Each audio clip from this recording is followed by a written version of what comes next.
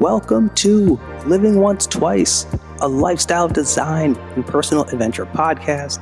My name is Justin. Come with me as I'm here to help you chart your course for creating the fulfilling life you desire. Join me as every Wednesday we'll dive into the inspiring guest stories, remarkable science, and useful strategies to help you create the momentum you need to take action towards designing your dream life. Remember, your dream life is waiting for you. It's time to go for it. You deserve it.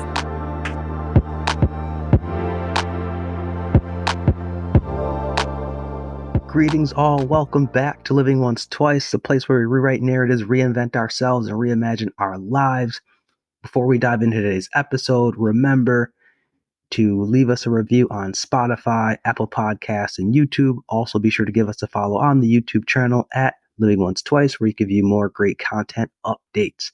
Now, as we prepare to dive into today's episode, one thing that I want to talk about is one of the consistent things in life, and that is change.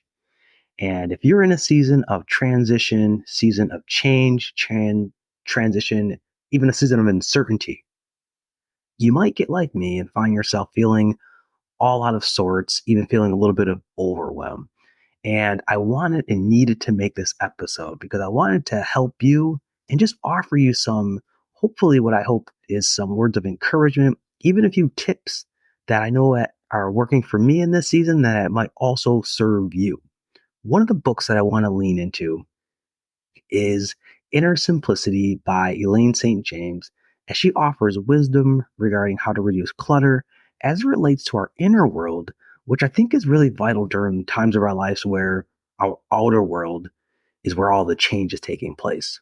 I know for me, there's almost this feeling of helplessness when the outside world is just moving too quick and it's kind of hard to grab a hold of. So that's why I understand why Elaine talks about the key piece is going inward.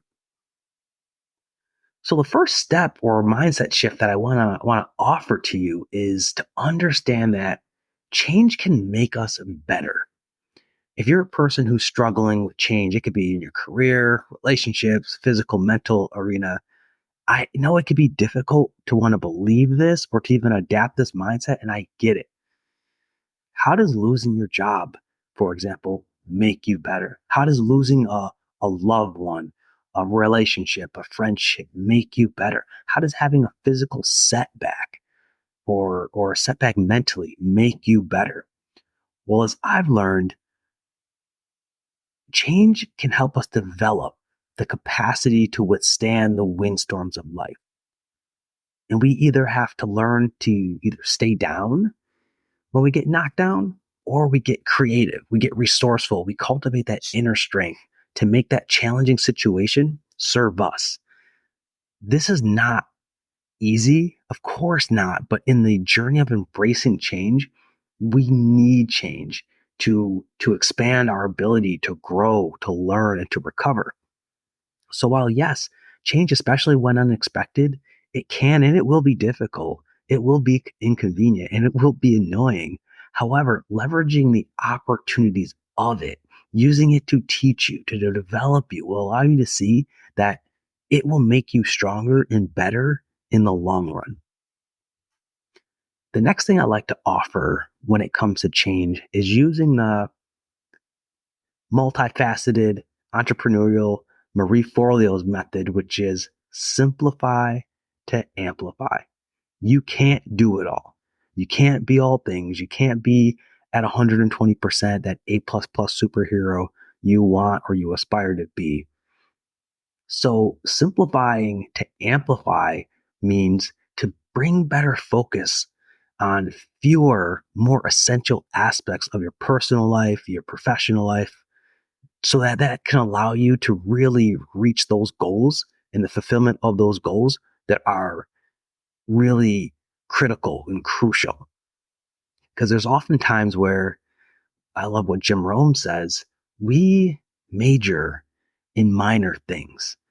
And so I love this North Star of simplifying to amplify, because it means that during change, during transition, we can use that as an opportunity to do an audit or to take inventory of everything going on, because not all actions, projects, and uses of our time are equal. But it's going to take for us to be honest with ourselves and just knowing that there are some things, people, places that we just have to let go of. And there's this freedom created. There's this freedom. There's just this space of peace that's created that we gain when we learn how to simplify and to amplify because we're learning to let go. So what does this look like for you? You have to do an audit of what's on your plate. What are you spending time on, energy, focusing on, and compare that to what's essential to you based on your values or the importance that you associate with that item in this season of your life. Now, if you're one of those folks, like I could be at times myself, where everything is and feels important, understand this, that you got to push yourself to go deeper on that, because if the world was to end tomorrow or your clock was set at, hey, you've only got 48 hours of your life remaining, I'm sure you'd have an easy answer, a clear answer on what's important to you. And B, the other reason you have to push yourself is because the overwhelm, the feeling stretched thin, the feeling like you don't have a hold on anything, that's going to continue because some things you just have to let go. So whatever's behind that mindset of preventing you from letting go, whether it's that superhero identity, that fear of letting others down, fear in general, you need to call it out. You need to challenge it because you're weighing yourself and your life down.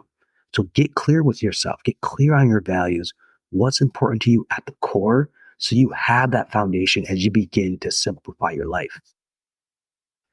At work, this could be certain projects. It could be in your personal life, maybe refraining from hanging out with certain people, limiting people's access to you, thinking about the vampires, and not the literal vampire, but like, what are the things that are draining you? Because as you start to reduce those things, those habits, those activities that don't serve you, that will give you more space, more clarity, and more peace as you navigate through this season.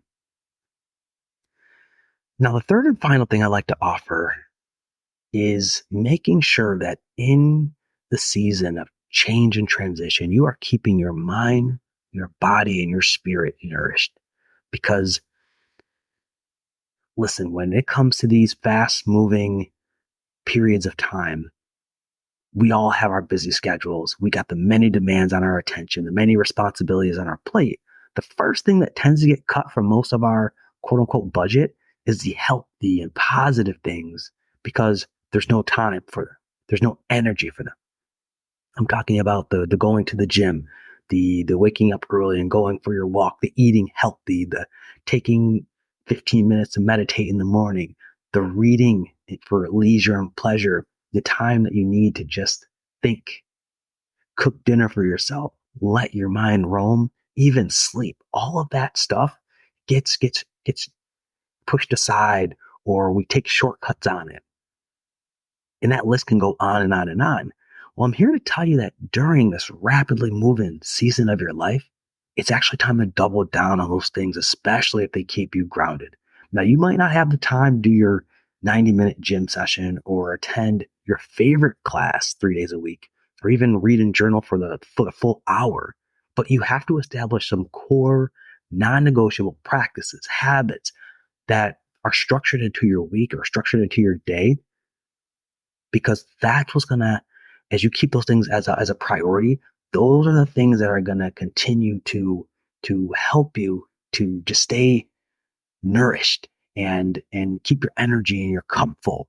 Because otherwise, by not prioritizing those things, the snowball effect, the results of letting those things go and slipping on those things, that's what can be detrimental. And as we talked about, those blows to our physical and our mental health, those could be some of the toughest to recover back from, whether it's because of the burnout, the mental exhaustion, the continued feeling of just anxiety and depression and sadness that can come with it, of lacking to do those things. So find the time, identify, even if it's just one thing that you're going to do for yourself today, this week, for your mind, for your body, for your spirit to stay nurtured. That is what is going to help you to sustain the wins, because in any season of change and transition, this too shall pass. It will not last forever.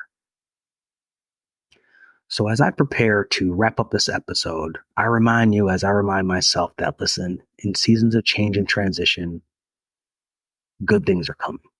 So remember the power of simplifying to amplify, doubling down on your well-being through prioritizing things to nourish your mind, body, and spirit. That will help you to stay steady, stay uplifted, and maintain that inner harmony that you need. So y'all, that is it. That is it for today's show. I would like to thank you all for your presence tuning in today. If you enjoyed this episode, please be sure to share the Living Once Toys podcast on Instagram, LinkedIn, leaving us a review on iTunes, Spotify, Apple Podcasts, and YouTube. Also, be sure to give us a follow on the Instagram channel at Living Once Twice for more content updates, reaching out to you all through the time and the space that separates us to say, remember, your dream life is waiting for you. It's time to go for it. You deserve it. Catch you later on Living Once Twice.